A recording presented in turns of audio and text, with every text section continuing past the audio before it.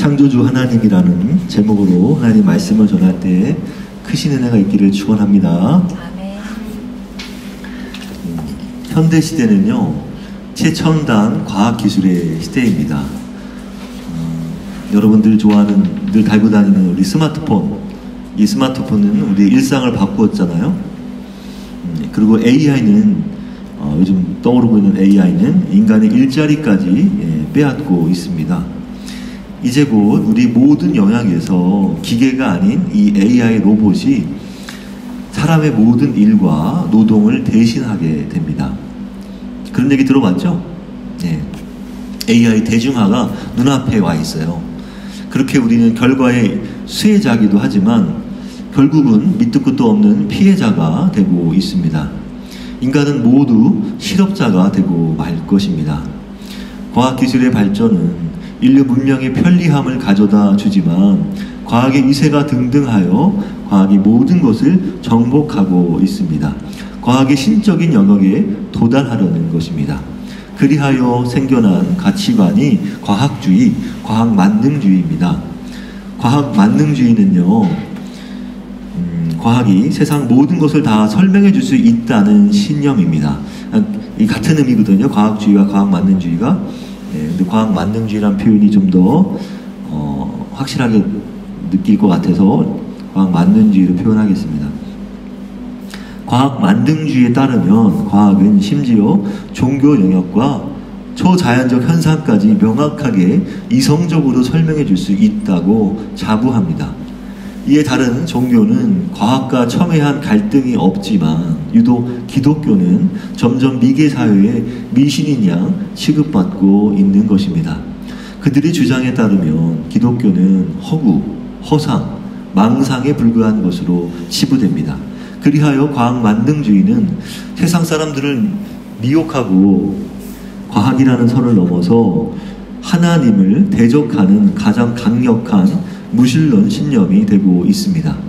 물론 인간의 제한된 이해력은 천지의 만물과 성경의 진리를 잘 헤아리지 못해왔습니다. 성경은 지구가 둥글다고 이야기했지만 과학적 지식이 없던 고대인들은요, 과학 상식 안에 하나님을 가두어 지구가 평평하다고 하였고, 중세에는 태양이 태양계의 중심이며 지구가 움직인다는 지동설에 당황하였습니다. 그런데 과학이 언제 신이 존재하지 않는다고 제대로 증명한 적이라도 있었습니까? 없었어요. 인류는 초중고 학교에서 세상으로부터 통념상 신이 존재하지 않는다고 가르치고 있습니다. 여러분들 다 그렇게 배웠을 겁니다. 저도 그렇게 배웠어요. 요즘은 최첨단 과학이 눈이 멀어서 과학적으로 확실한 것만 믿겠다는 과학 만능주의에 빠져가는 사람들이 늘고 있는 것입니다.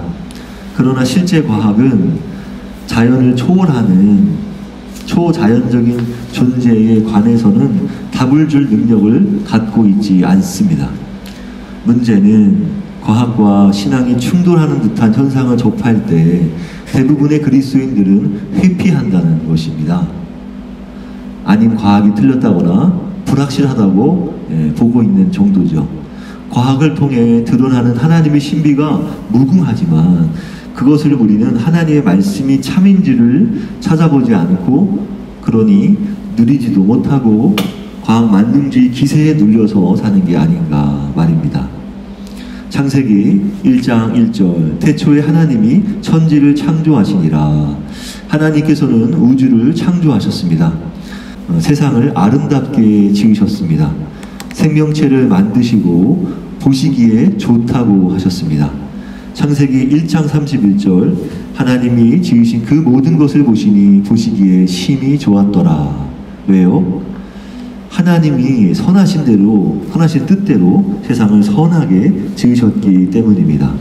온 세상이 조금도 부족하지 않고 완전하게 지어졌기 때문입니다. 거장일수록 훌륭한 작품을 만들고 자신의 작품에 만족하듯이 하나님께서도 보시기에 심히 좋은 걸작품을 만드셨기 때문입니다. 시편 19편 1절, 하늘이 하나님의 영광을 선포하고 궁창이 그의 손으로 하신 일을 나타내는도다. 여기서 이 궁창이라는 말이요, 어원이 그 히브리어 어원을 보면 둥글다, 원을 그리다는 말에서 유래하는 거예요. 그래서 하늘이 땅 위에서 엎어진 이 사발처럼, 사발을 엎으면 둥그렇잖아요. 그렇게 둥근 것이라는 그런 사고에서 유래된 표현입니다. 그래서 이 궁창이라는 말 자체를 보면 지구가 둥글구나라는 것을 알 수 있는 표현이에요. 궁창이 그의 손으로 하신 일을 나타내는도다. 우리가 보고 느끼는 아름답고 신비로운 자연은 무엇을 드러내고 있을까요? 지은 이의 놀라운 솜씨를 드러냅니다. 창조는 창조주 하나님의 능력과 신성을 드러내는 것입니다. 로마서 1장 20절, 창세로부터 그의 보이지 아니하는 것들 곧 그의 영원하신 능력과 신성이 그가 만드신 만물에 분명히 보여 알려졌나니 그러므로 그들이 핑계하지 못할지니라. 아무도 핑계할 수 없습니다. 하나님의 능력과 신성이 다 어디에 나타났다? 우주 만물에, 만물에 다 보여 알려졌기 때문에 아무도 핑계할 수 없다, 이렇게 말씀하고 있는 겁니다. 하나님은 우주 만물을 혼돈과 무질서와 엉망으로 만드신 게 아니라 일정한 법칙과 질서 있게, 그리고 조화롭고 균형되게 만드셨어요. 하나님이 이 놀라운 재능을 마음껏 발휘하시고 하나님의 능력과 주권을 이 바로 세상 만물에 다 드러내셨습니다. 하나님은 생명의 주인이셔서 우주 만물을 만드시고 생명을 불어넣으셨으며 보시기에 좋았다고 하셨습니다. 우리는 자연을 볼 때마다 창조주의 능력과 지혜와 지성에 감탄하지 않을 수 없습니다. 창조는 하나님이 하나님 되심을 가장 잘 나타내는 특징입니다. 하나님의 솜씨는 경이롭고 아름답고 완벽합니다. 우리는 하나님이 만드신 자연을 바라보면서 얼마나 이 자연이 웅대하고 아름다운지 경외심을 갖게 됩니다. 그렇게 느끼지 않은 사람이 있습니까? 없지요. 자연을 보고 아름답다 하지 않은 사람이 어디 있겠어요? 웅대하고 놀랍다라고 표현하지 않은 사람이 어디 있겠습니까? 특히 하나님은요, 천둥과 비를 내리시고요, 자연을 기르시고 먹이십니다. 하나님은 햇빛과 기후를 섭리로 주관하십니다. 하늘 아버지의 허락이 없으면요, 참새 한 마리도 그냥 땅에 떨어지지 않는 거예요. 마태복음 10장 29절에서 말씀하고 있습니다. 창조는 세상에 대한 하나님의 권위를 드러내고 있습니다. 피조물에 대한 주권, 소유권을 갖는 것이에요. 하나님은 모든 것이 가능하기 때문입니다. 하나님은 내 자신, 이 몸과 생명을 유지하는 데 필요한 모든 것을 풍성히 공급해 주십니다. 여기서 하나님께서 공급하신다는 게 말에, 그러면 모든 생물이 다 하나님께서 여기서 풍성히 공급하신다 이 말을 볼 때 하나님이 우리 입까지 넣어주시고 우리 위에서 소화까지 시켜주셔야 하나님 먹이시는 거라 생각하십니까? 그래요? 아니잖아요. 참새나 하여튼 모든 동물도 하나님께서 다 일일이 다 그 입가에 다 떠먹여 주십니까? 아니잖아요. 그건 다 우리 모두가 로봇가 아니기 때문에 이렇게 다 자연의 모든 것을 다 공급해 놓으셨어요. 우리가 찾아서 먹기만 하면 되는 겁니다. 그거를 나의 입속에 집어넣지 않았다고 해서 공급하는 게 아니다라고 오해하면 안 됩니다. 그것은 내가 그것을 받을 자격이 있어서가 아니라 그분이 선하시고 긍휼하시기 때문입니다. 하나님은 자신의 주권적인 뜻에 의해서 만물을 창조하셨습니다. 만물은 하나님의 뜻에 따라서 생겨난 것입니다. 하나님께서 하시겠다 하면 하시는 겁니다. 예를 들어서 내가 하겠다면 그렇게 하는 것이다. 내가 설계하고 기획했기에 그렇게 만든 것이다. 이런 표현보다 더 무슨 말을 하시겠는가 말입니다. 그에 대한 얘기가 욥기서 보면, 구약에 있는 욥기 38장에서 41장에 보면 하나님의 주권에 대해서 하나님께서 스스로 말씀하세요. 특히 욥기 38장 4절이나 41장 11절을 보면은 아주 재미있는 표현을 하십니다. 하나님은 온 우주를 말씀으로 창조하셨습니다. 창세기 1장 3절, 하나님이 이르시되 빛이 있으라 하시니 빛이 있었고, 하나님이 말씀하자 어떻게 돼요? 빛이 짠 생겼단 말이에요. 얼마나 놀라워요. 그래서 그것뿐만이 아닙니다. 낮과 밤이 생기고 하늘과 바다가 생기며 바다와 땅이 분리되고 푸른 채소와 물고기와 새, 벌레와 짐승, 마지막으로 인간은 손수 만들어진 것이에요. 인간은 유독 말씀으로 하신 게 아니라 직접 하나님께서 지으신 겁니다. 빚으셨어요. 그래서 모든 것이 하나님의 말씀으로 된 것입니다. 자연 환경에 있는 세상 모든 것은 하나님에 의해 생겨난 것입니다. 하나님이 말씀하시는 것은 정령 그대로 됩니다. 세상을 다스리고 우리의 문명을 결정하는 것은 하나님의 말씀입니다. 시편 33편 6절 여호와의 말씀으로 하늘이 지음이 되었으며 그 만상을 그의 입 기운으로 이루었도다. 여기서 만상이 별표시 되어 있잖아요. 맨 뒤에 보면 어떻게 써있냐, 온갖 사물의 형상, 이렇게 써있어요. 맨 뒤에 잠깐 보시면 저희도 맨 뒤에 그거 맨 뒤에 보시면 맨 아래 단어 해설 그래가지고 만상 이렇게 표시되어 있죠. 온갖 사물의 형상 이렇게 써 있습니다. 그래서 이 만상을 그의 입 기운으로 이루었도다. 따라서 하나님을 창조주로 고백하는 것은요, 내가 피조물임을 인정하는 것이죠. 그리고 하나님의 주권과 능력을 인정하는 것입니다. 그리고 천지를 지으신 하나님을 고백하는 표현인 거예요. 창조는 하나님 앞에서 내가 얼마나 작은 존재인지를 알게 하고 세상에서 교만을 버리고 겸손해야 할 동기를 부여하는 것입니다. 그것이 바로 창조신앙이라는 겁니다. 그래서 날마다 이렇게 고백을 해야 돼요. 하나님 나를 지으시고 세상을 지으신 것 감사합니다. 이런 고백을 하는 게 바로 창조신앙이라는 것입니다. 그래서 이사야 40장 21절 26절 너희가 알지 못하였느냐, 너희가 듣지 못하였느냐, 태초부터 너희에게 전하지 아니하였느냐, 땅의 기초가 창조될 때부터 너희가 깨닫지 못하였느냐, 너희는 눈을 높이 들어 누가 이 모든 것을 창조하였나 보라. 주께서는 수요대로 만상을 이끌어내시고, 아까 만상, 온갖 사물의 형상이죠. 만상을 이끌어내시고 각각 그 이름을 부르시나니 그의 건세가 크고 그의 능력이 강함으로 하나도 빠짐이 없느니라. 그러나 누가 하나님을 만들었는가?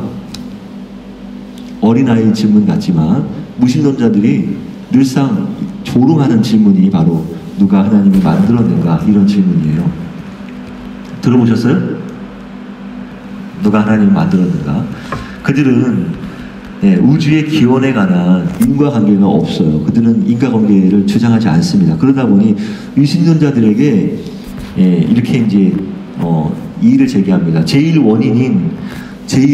원인의 맨 첫 번째 원인을 제1원인이라 그러거든요. 그 제1원인인 그러니까 신이 되겠죠. 결국은 신을 있게 하는 또 다른 원인이 있지 않겠느냐고 그렇게 의의를 제기하는 거예요.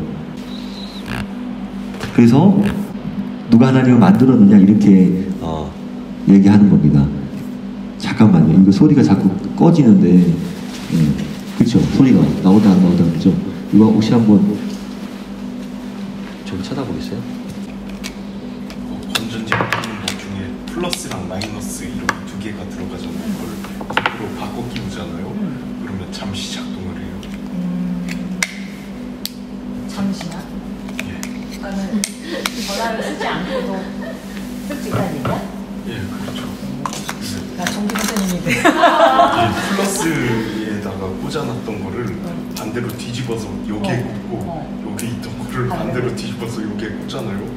리모컨 같은 것도 건전지 없을 때 좀 그렇게 쓰거든요.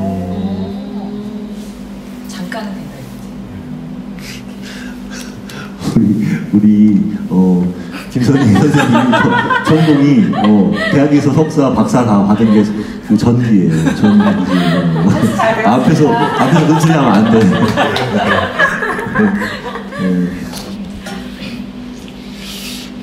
보겠습니다. 우리 어디까지 봤습니까?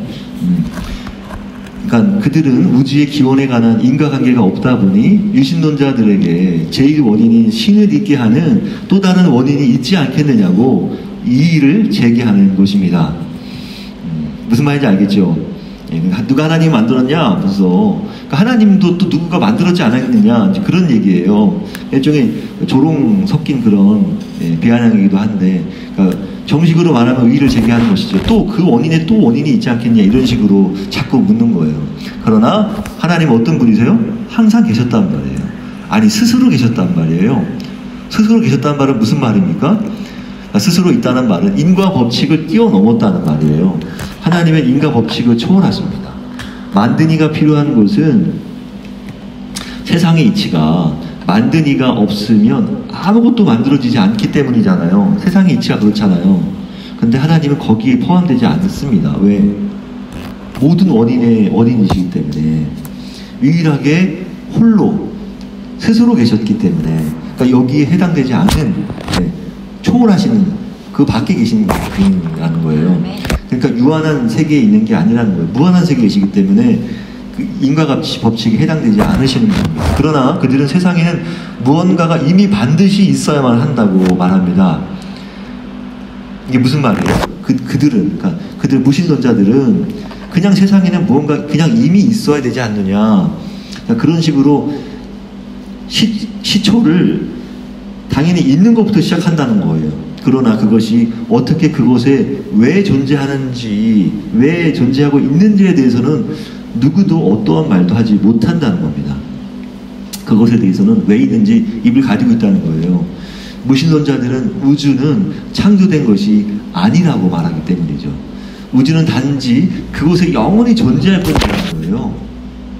그들의 주장의 근거로 연력학 제1법칙을 들고 있습니다. 에너지는 창조되거나 파괴될 수 없다. 그러나 이 법칙의 적용은요, 잘못인 거예요. 그럼 그렇게 말하면 철학적인 주장이 되고 만다는 겁니다. 과학은 실측적 근거에 의해서만 표현하기 때문이에요. 그럼 에너지는 누가 창조했나요? 그들은 답변하지 못합니다. 그냥 있는 것이지, 이렇게 말하는 거예요. 따라서 올바르게 표현하려면 제1법칙, 연력학 제1법칙은 우리가 관찰한 것에 따르면 우주 속 실질 에너지 양은 일정하게 유지되고 있다. 이렇게 말해야 연력학 제1법칙이 정확한 표현이라는 거예요. 아무도 실질 에너지가 새롭게 나타나거나 사라지는 것을 관찰하지 못했으면서, 그러니까 아까 여기 말한 대로 에너지는 창조되거나 파괴될 수 없다, 이런 식으로 말하면 안 된다는 거예요. 그래서 이 제1법칙을 바르게 이해하면 우주가 영원하다거나 우주의 시작이 없다는 식의 주장을 할 수 없는 거예요. 에너지가 언제부터 생겨서 그 양이 일정하게 유지되고 있다는 주장을 할 수 있을 뿐입니다. 제가 이게 표현을 할 수 있을 뿐입니다. 그러니까 우주가 이미 영원한 것이라고 주장한다면 하나님을 누가 만들었는가는 질문도 무의미한 것이죠. 왜? 하나님을 누가 만들었는가라는 표현 자체가, 만들었다는 표현 자체가 유한적인 표현이잖아요. 근데 하나님은 무한한 존재시잖아요. 그러니까 이 문장에서도 틀린 거죠. 그죠? 무한과 유한이 같이 표현될 수 없는 거예요. 그러니까 말 자체가 모순인 거예요. 하나님께서도 항상 존재하고 계셨기 때문에 누구에게도 만들어지지 않았습니다. 그러나 우주가 영원한 것이 아니라면 그것이 시작된 하나의 원인은 반드시 필요한 것입니다. 그렇죠? 우주가 영원한 것이 아니니까 언제부턴가 시작이 되었을 거 아니야, 우주가. 그렇죠? 그 시작되게 한 원인이 누군가 있지 않겠어요? 당연히 필요하다는 것이죠. 기원이 있는 모든 것에는 그것을 시작하게 한 이가 있습니다. 아무것도 아닌 것에 어떤 것을 만들어낼 수는 없는 노릇입니다. 연력학 제2법칙에 따르면 우주 내에 사용 가능한 에너지는 계속 줄어들고 있습니다. 에너지가 아까 우리가 유지되고 있다고 했잖아요. 예? 에너지가 왜 에너지가 유지되고 있는데도 에너지는 줄어들다 그럴까? 이 오해가 될 수 있습니다. 근데 다른 것으로 이 에너지 양만 일정하게 유지될 뿐이지 에너지가 점점 사라지고 있다는 것입니다. 이게 우주의 에너지가 계속 축소되고 있는 것은 그 자체가 영원한 것이 아니라는 말이잖아요. 그죠? 실제 에너지의 총량은 그대로 유지되지만 그 얘기입니다. 그 연력학 1법칙은 에너지의 총량은 그대로 유지되지만 우주 속에 있는 사용 가능한 에너지는 계속 소진되어 가고 있다는 거예요. 그래서 무한한 양의 에너지는, 만약에 무한한 양의 에너지가 있다면 줄어들 수가 없잖아요. 근데 실제 우주에서 에너지는 줄어들고 있잖아요. 그렇다면 우주는 뭐다? 유한한 것이다. 무한한 게 아니다. 언젠가 존재하기 시작했다, 그런 얘기입니다. 유한한 존재다, 우주는. 따라서 이것은 우주가 영원히 존재한 적이 없다는 반증이라는 거예요. 왜? 우주에 가지고 있는 에너지가 소모되고 있으니까, 사라지고 있으니까. 연력학 제2법칙에 따르면 우주는 점점 무질서해지고 있는데 이것도 우주가 영원하지 않다는 것을 뒷받침합니다. 우리가 사는 집도, 우리 방구석도, 우리 몸도, 우리 음식도 일주일만 놔두면 어떻게 돼요? 더러워지잖아요. 예. 우리 몸도 안 씻으면 더러워지고, 집도 내두면 먼지가 쌓이고 또 곰팡이도 쓰고 그러잖아요. 예, 썩고 만단 말이에요. 음식도. 시간이 지나면 질서에서 어디를 변한다? 무질서로 진행한다. 이거 당연히 모든 사물의 원리란 말이에요. 이것을 바로 연력학 제2법칙이라고 한다. 그래서 사람은 어떻게 한다? 늘 청소를 한다. 집 청소를 하고 정리정돈을 한다. 그렇지 않으면 사용할 수가 없잖아. 그래서 몸도 깨끗이 씻는 것이란 말이에요. 예. 우주에는 기원이 있었으며 그것을 시작하게 하신 이가 있다는 철학적 논증도 있습니다. 오늘 이전에 우주가 그냥 있었다, 무한한 순간들이 있었다는 주장은 불가능한 것이에요. 그러니까 이 무신론자들은 그런 주장을 한단 말이죠. 우주는 늘 있었어. 그러니까 그런 말은 무슨 표현이에요? 우주는 늘 무한했다. 사라진 적도 없고 늘어난 적도 없고 그냥 늘 있어 왔다. 아무런 변화가 없이 늘 있어 왔다. 그런 표현이잖아요. 하지만 그런 게 아니라는 것을 우리가 지금 방금 알게 됐잖아요. 그렇죠? 그러니까 그런 주장이 잘못된 것이다. 틀린 주장이라는 겁니다. 순서와 시간이 없는 것을 우리는 영원이라고 표현해요. 영원하다. 시간이 없는 영원 무한한 상태는 거슬러 올라갈 수가 없는 것, 끝이 없고 시작도 없는 것이라는 말입니다. 영원 무한한 상태는. 그렇죠? 그런데 우리가 사는 지금 오늘이라는 시간에 대해서 도달했어요. 우리가 지금 예배하는 시간으로 도달했어요. 아까 집에서 옷 갈아입는 시간이 있었고 잠에서 깬 시간이 있는데 우리 지금 흘러왔잖아요. 시간이 지났잖아요. 과거로부터 지금 현재로 이르렀잖아요. 그렇기 때문에 오늘 이전에는 다 유한한 시간들만 있었다고 말할 수밖에 없는 것이죠. 왜? 변해왔으니까. 그건 무슨 말이냐? 유한한 시간 안에 있다는 거예요. 여러분이나 나나. 그러니까 그래서 그 말은 무슨 말이냐? 시간은 시작점이 있었다라고 말할 수밖에 없는 것이에요. 시간은 유한했고 시작점이 있었다. 시간이라는 것은 우주가 그냥 무한한 채로 무한한 영원히 있었다고 말할 수 있는 게 아니라는 거예요. 왜? 무한에서는 시간이 없거든. 시간이 흘러가지 않아요. 과거와 현재와 미래가 없어요. 무한한 세계는. 그런데 시간이라는 것이 생기자마자 이게 시작점이 생기면서 유한한 세계가 시작됐다는 겁니다. 그래서 우주라는 존재가 시작점이 있었다는 것을 말해주는 거예요. 그렇잖아요. 우리는 우주 안에 좀 있잖아요. 우주 안에 속해 있는 존재들이잖아요. 그러니까 당연히 우주는 유한하다는 것을 알 수 있는 거죠. 그래서 우주는 유한한 존재이므로 다른 원인에 의해 존재하게 되었다 말할 수밖에 없는 것이에요. 이 유한한 존재를 다른 누가 만들지 않고서는 생길 수가 없는 것이에요. 따라서 우주는 무로부터 생겨난 것이다. 그래서 근데 무로부터 생겨난다고 할 뜻을 봤을 때 그런데 무로부터 어떻게 유를 창조해낼 수 있을까? 궁금증이 생기잖아요. 아무것도 없는 데서 어떻게 무라는 것이 자체가 유의 원인이 될 수는 없어요. 왜? 아무것도 없는 것이기 때문에.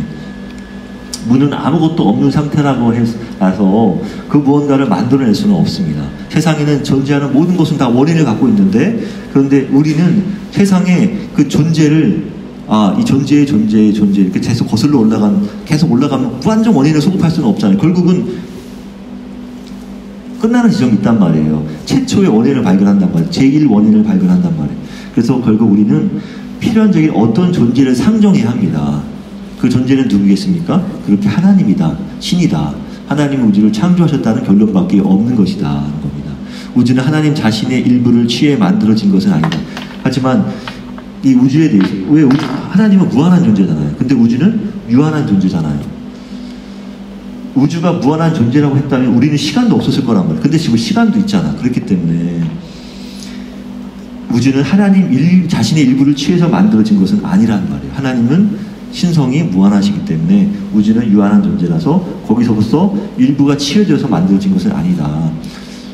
서로 본질이 다르다는 겁니다. 우주는 하나님 신성의 일부는 아니지만 하나님으로부터 왔기 때문에 하나님은 무상태에서 유를 만들어내신 것이다. 그래서 무에서 유를 창조했다는 말은 하나님께서 무상태에서 계셔서 유를 만들어내신 것이다. 이런 뜻입니다. 그 외에 다른 방식은 있을 수가 없는 것이에요. 누가 감히 무상태에서 우주를 만들어내겠어요. 하나님 외에는 없는 것입니다. 아무리 어떤 고민을 해도 있을 수가 없는 것이에요. 그래서 우주는 그냥 존재하지 못합니다. 인간이 살면서 아무 일도 안 하면 아무 일도 일어나지 않는다는 것을 우리는 경험하잖아요. 그것을 자연법칙이라고 그러는데 인간은 역사 이래로 우주에 이치를 않은 것이 아무것도 하지 않으면 도무지 아무 일도 일어나지 않는다는 것을 역사를 통해 체득하고 전수하고 또 배워온 것입니다. 그것은 우주의 법칙은 존재하는 것 중에 목적 없이 존재하는 것은 아무것도 없다는 것이에요. 또 하나 얘기할 것이 바로 목적입니다. 목적이 있어야만 뭔가가 생겨질 수 있다는 거예요. 무엇을 만들 때는 당연히 누군가의 목적과 기획이 필요하잖아요. 이 커피를 만든 것도 우리가 이렇게 우리 야외대교회가 마시려고 만든 거잖아요. 우리 사모님이 이렇게 목적을 가지고서 기획을 한 거란 말이에요. 이거 없이 어떻게 갑자기 커피가 짠 생기겠습니까? 그러니까 무엇을 만들 때는 당연히 누군가의 목적과 기획이 필요한 것입니다. 먹을 거 하나를 만들 때에도 무엇을 위해서 우리는 무엇을 만들 것이며 또 어떻게 만들어야겠다 구상을 하게 되는 것이에요. 그렇기에 우리를 둘러싼 모든 것은 하나님을 제외시켜 놓고는 도저히 설명 불가능한 다 현상들이란 말이에요. 마치 건물마다 건축가가 있잖아요. 그림마다 화가가 있잖아요. 기계마다 설계자가 있잖아요. 신비하고 아름다운 우주도 창조자가 존재한다고 추론하는 것이 지극히 어떻다? 합리적이다, 이성적이다 이 말입니다. 그분이 모든 결과를 발생하도록 시작한 궁극적인 원인이다, 제일 원인이다 하는 것입니다. 그리고 모든 생명체와 에너지를 만드신 생명의 주관자시란 말이에요. 그렇게 세상에는 모든 목적과 설계가 없이 존재하는 것은 아무것도 없는 것입니다. 오랜 세월이 지난다고 해서 그게 저절로 되는 것이 아닙니다. 그러나 세상은 자신이 주인인 양 행세합니다. 우주에는 기원이 없다. 그저 존재하고 있었을 뿐이라 주장합니다. 우주와 생물이 하나님의 지적인 계획과 무한한 능력의 결과가 아니라 오랜 세월에 의해서 우주가 저절로 만들어졌다 이렇게 주장하고 있단 말이에요. 시간에 물질과 우연을 더하면 지적 존재를 만들어낼 수 있다 이런 주장을 합니다. 그런 주장이 어떤 주장이다? 정말 말도 안 되는 헛소리에 불과하다는 것입니다. 사물은 우연히 나타날 수가 없어요. 그것이 몇천만 년 지난다 하더라도 절대 그럴 수 없습니다. 우연은 아무 능력도 발휘하지 못합니다. 그 사람들은 우연히 생겨났다 말하는데 우연히 만들어졌다고 말하는 것보다 지적인 설계자가 만들었다고 보는 게 훨씬 더 이성적이고 합리적인 얘기예요. 그 사람들은 우연히 만들었다 하는데 우연은 결코 신이 아닙니다. 어떤 계획도 목적도 방향도 의미도 담지 못하는 거예요. 우연이라는 것이 일관된 힘이 있다면 비일관성, 돌발성을 막 계속 만들어내겠죠. 근데 그게 반복적인 힘을 발휘한다면 어떻게? 그 즉시 우연이라 할 수 없는 것이죠. 그게 어떻게 우연입니까? 시스템을 만들어내는데. 그럼 이 엄청난 우주와 질서와 진, 선, 미와 조화를 어떻게 만들어내겠냔 말이에요. 우연이라는 힘이. 그런 바탕 위에 인간의 도덕과 정의와 고도로 발달한 문명이 세워질 수는 없는 것이란 말이에요. 그런 이론은 결코 인간이 존엄한 존재라든가 인간 존재의 의미를 절대 말해줄 수 없는 것입니다. 말해주지 못해요. 인간은 그냥 무의미한 존재라고 그 유명한 무신론자들 중에 많이 있습니다만 리처드 도키스라는 사람이 가장 유명하긴 하거든요. 그 사람이 그런 말을 했단 말이에요. 1916년 알버트 아인슈타인은 자신의 이론을 계산한 결과 적잖이 당황하고 말았습니다. 아까도 당황이 나왔는데 당황하고 말았어요. 자신의 상대성 이론이 진실이라면 그것은 우주가 시작도 끝도 없이 영원한 것이 아니라 어떤 출발점이 있었음을 의미하기 때문이었습니다. 그는 그 전까지는 우주는 움직이지 않으며 영원할 것이라 믿었기 때문이에요. 이 공식을 만든 아인슈타인이. 그는 우주가 외부 원인에 의존하지 않은 채 스스로 존재하는 것이기를 바랬단 말이에요. 이 사람도 무신론자였기 때문에 그런 생각을 했습니다. 우주는 조금 더 변함이 없을 것이다. 그렇게 생각하고 이론을 만들었는데, 근데 자기의 그 생각과 이론이 다 깨지고 맙니다. 그런 놀라운 일이 일어납니다. 그러니까 그는 우주가 외부 원인에 의존하지 않은 채 스스로 존재하는 것이길 바랬으나 정작 우주는 어떤 원인이 낳은 거대한 결과물로 드러나게 된 것입니다.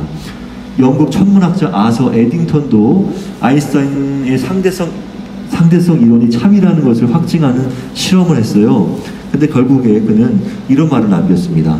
철학적으로는 자연의 현존 질서에 어떤 시작이 있다는 관념은 내게 썩 유쾌하지 않다. 나는 정말 빠져나갈 구멍을 찾고 싶다고 말했다. 그러니까 이 아서 에딩턴도 그러니까 이 실험을 해왔는데 결국 이 우주라는 게 시작이 있었구나, 움직이고 있구나 하는 것을 이 사람도 직접 확인한 거예요. 충격을 먹은 겁니다. 이 사람조차도 무신론자였단 말이에요. 그런데 이 엄청난 우주가 움직이고 있어? 커지고 있어? 변화되고 있어? 기분이 불쾌한 거예요. 유쾌하지 않아요. 그러니까 뭔가 자기는 자기가 봤던 거, 자기가 관찰한 거, 이 결론을 어떻게든 피하고 싶은 거예요. 그래서 나는 정말 빠져나갈 구멍을 찾고 싶다, 이렇게 표현한 겁니다. 한편 러시아 수학자 알렉산더 프리드만은 아인슈타인의 계산 방식과 팽창하는 우주론은 틀렸다고 반론을 제기하였습니다. 그러니까 이 사람의 방식은 저도 공부를 해봤는데 그냥 공식이 틀렸다고만 반론을 제기한 것 같아요. 그는 우주가 계산 가능한 속도로 팽창한다는 개념을 방정식으로 알려줬어요. 그래서 일정한 방정식으로 우주가 팽창한다는 이론을 이 사람이 제시했단 말이에요. 다시 한번 르메르트와 허블이랑 한 두 천문학자에 의해서 이것이 우주가 팽창하고 있음이 다시 한번 또 밝혀진 것입니다. 그러니까 여러 학자들이 손을 댔는데 다 우주가 팽창하고 있구나, 이런 것이 다 밝혀졌어요. 은하가 거리에 비례하는 속도로 지구에서 멀어지고 있다는 것이에요. 이름하여 허블 르네르트 법칙이라고 합니다. 그것을. 그러니까 허블, 우리 만환경 들어봤죠? 허블 만환경. 이 허블 학자의 이름을 따서 만든 게 허블 만환경입니다. 그래서 아인슈타인은 결과를 인정하고서 이런 말을 남겼습니다. 신이 세상을 어떻게 창조했는지 알고 싶다. 난 단지 신의 생각을 알고 싶을 뿐이다. 그 나머지는 지엽에 불과하다. 이런 말을 남겼어요. 엄청난 말이죠. 세상에서 제일 똑똑했다고 했던 이 아인슈타인이 이런 표현을 했습니다. 따라서 세상에서 일반 상대성 이론이 인격적인 신의 존재를 알리는 강력한 증거가 되었단 말이에요. 아인슈타인의 상대성 이론은 무신론자가 밝혀낸 신의 존재를 밝혀내고 말았어요. 이거 우주를 누군가 만들었구나라는 것을 밝혀낸 거예요. 시간을 거슬러 올라가면 과거의 어떤 시점에는 우주 전체가 과학자들이 특이점이라고 부르는 수학점으로 도달하게 됩니다. 그러니까 점으로 변한단 말이에요. 우주가 생기기 전에 하나의 점이 있었단 말이에요. 그 수학적 점으로, 수학적으로 점으로 표시했어요. 우주가 갑자기 팽창하게 된 일대 사건을 대폭발이로, 다시 말해 빅뱅이라고 부른단 말이에요. 우리 가수 빅뱅 말고 빅뱅이라고 부르는데요. 빅뱅 이전에는 우주에는 아무것도 존재하지 않았단 말이에요. 왜냐하면 그것은 물리적 공간과 시간의 끝이기 때문에요. 아무것도 없는 무의 상태란 말이에요. 그래서 빅뱅은 모든 물질과 에너지의 기원을 나타낼 뿐 아니라 물리적 공간과 시간 자체의 기원이기도 하단 말이에요. 빅뱅이. 물리학자 존 베로와 프랭크 티플러는 이 특이점으로부터 공간과 시간이 존재하게 되었다, 이 특이점 전에는 말 그대로 아무것도 존재하지 않았다. 그러므로 우주가 어떤 특이점으로부터 시작되었다면 우주는 무로부터 창조라는 결론에 이르게 된다라고 말했단 말이에요. 우주는 인간의 상상도 못할 만큼 빛의 속도 약 6.5배, 초속 196만 킬로미터의 속도로 우주가 점점점 넓어지고 커지고 있단 말이에요. 인간이 상상할 수 없을 정도로. 인간의 관측 능력으로는 우주의 크기가 얼마나 큰지 알 수 없는, 그 끝이 있는지도 알 수 없는 무시무시한 창조물이란 말이에요. 이걸 보고도 하나님이 없다? 그거는 아주 그냥 고의적으로 하나님을 안 믿겠다는 것밖에 안 되는 거예요. 그래서 우주가 존재한다고 해서 그냥 생명체가 살 수 있다고 의미하는 건 아닙니다. 보세요. 우주가 존재한다고 해서 그냥 생명체가 살 수 있다고 의미하는 건 아니에요. 최근에 과학자들은 우주 안에 생명체가 존재하기 위해서는 빅뱅 바로 그 순간부터 우주가 놀라울 정도로 미세하게 조정되어 있어야만 한다는 사실을 발견했단 말이에요. 그들은 생명체가 나타나고 진화하기 위해서는 대단히 복잡하고 예민한 균형이 갖추어져야 있어야만 했다는 사실을 발견하고 적잖이 당황한 것입니다. 다 당황하는 사람들이 많아요. 생명체가 존재하기 위해서는 물리적인 상수, 여기서 상수란 말은 이제 맨 끝에도 표시되어 있잖아요. 변하지 않고 같은 값을 가지는 수, 그거 상수라고 합니다. 변하지 않고 항상 같은 값을 가지는 수. 꼭 알아두세요. 상수가 과학에서 꼭 필요한 그 단어입니다. 이 상수와 수량이 정밀하게 조정되어 있어야만 한다는 것을 재확인했단 말이에요. 이런 조건들이 미세하게라도 변화가 일어난다면 그 균형은 파괴되고 생명은 존재할 수 없었을 것이라는 거예요. 이게 이런 상수가 무려 30여 가지가 넘습니다. 기본 물리 상수들이 대단히 좁고 놀라울 정도로 한정된 범위 내에서 존재해야 하는 것입니다. 그 값이 조금이라도 달랐다? 비껴나간다? 그러면 현재와 같이 이 어마어마한 우주와 그 안에 별들과 은하계 구조가 사실상 불가능했을 것으로 예상하는 것입니다. 이거에 대해서 얘기할 게 너무 많은데 제가 조금만 다뤘어요, 진짜.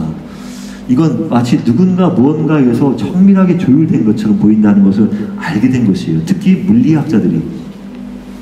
여러 과학자들은 대부분 종교가 없는데도 불구하고, 이 뭐 과학자들이 종교가 있겠습니까? 그냥 과학에 관심이 있어서 과학자가 됐는데 공통된 결론을 내리고 말았어요. 무신론자들인데 이 사람들이 이런 고백을 합니다. 지구가 인간을 비롯한 복잡하고 다양한 생명체가 생존하기에 최적의 환경을 갖춘 것은 결코 우연이 아니다. 이렇게 과학자들이 이런 고백을 하기 시작한 겁니다. 일종의 고백이에요. 이거는 주장을 넘어서 사람들이 다 충격을 먹었습니다. 그래서 모든 조건들이 너무나 완벽해 보인다고 말하고 있어요. 그런 미세 조율된 필연적 생명체 조건을 갖춰야 한다는 주장을 인류 원리라고 부릅니다. 우리 과학 공부하는데 인류 원리. 미세 조율된 필연적 생명체 생존 조건. 그게 바로 인류 원리입니다. 인류 원리가 되어 있어야만 생명이 존재한다는 것이죠. 그래서 과학자들이 이러한 작업들은 인류 원리에 관한 유실론적 해석을 나왔어요. 이 사람들이 뭐 신학자도 아닌데 이런 유실론적인 해석을 나왔습니다. 인간과 생명체가 지구에만 생존하는 것은 결코 우연이 아니며 창조주의 의도적인 계획과 치밀한 설계에 의한 것이다 라는 해석이 널리 퍼져나가도록 이끌었던 것입니다. 그러니까 대부분 다 물리학자들이겠죠. 근데 물리학자들이 기독교인들이 이렇게 많아요. 제가 신대원 다닐 때만 제 바로 한기수 위 백사기에 놀라운 일이 있었어요. 누가 학생으로 왔냐 하면 서울대 물리교육과 교수님이 학생으로 들어왔어요. 입학을 했어요. 최승원 교수라고 한 분이 자기 휴직계를 내고서 학생으로 들어왔습니다. 그래서 그 웃기게도 그분이 학생 식당, 교수 식당 가면 교수님들이랑 밥 먹고 있어, 혼자 학생. 웃겼어요. 볼 때마다. 그러니까 그분도 이렇게 우리 과학 관련된, 그러니까 기독교인들이 만든 과학책들, 뭐 과학에 대해 증명한 창조대에 관련된 책들을 꼭 보잖아요. 그러면 그 최승원 교수님이 이렇게 한마디씩 책 추천에 대해서 하는 것을 보게 됩니다. 나중에 보여줄게요. 우주의 중력의 힘은 옛날 라디오 주파수의 눈끝만큼이나 1인치 미만의 오차 범위 내에서 설정되어야 한다는 겁니다. 만약 1인치만이라도 변동되면 우주에 있는 생명체들은 죽고 말 것입니다. 태양과 지구의 거리가 1억 5천 킬로미터로 정확하게 조정되어 있지 않다면 생명체 유지에 필수적인 식물이 자라는 환경은 제공되지 못할 것입니다. 태양과의 거리가 조금만 가깝다면 다 타 죽거나 조금만 멀다면 모두 얼어 죽을 수밖에 없는 것이에요. 지구가 그렇게 예민한 존재입니다. 태양과의 거리는요, 지구의 생명체가 살기 좋은 가장 최적의 거리를 정확하게 유지하고 있단 말이에요. 지금도. 얼마나 신기해요. 이게 어떻게 누가 하겠냔 말이에요. 지구와 달과의 거리도 평균 38만 4,400km를 유지하고 있단 말이에요.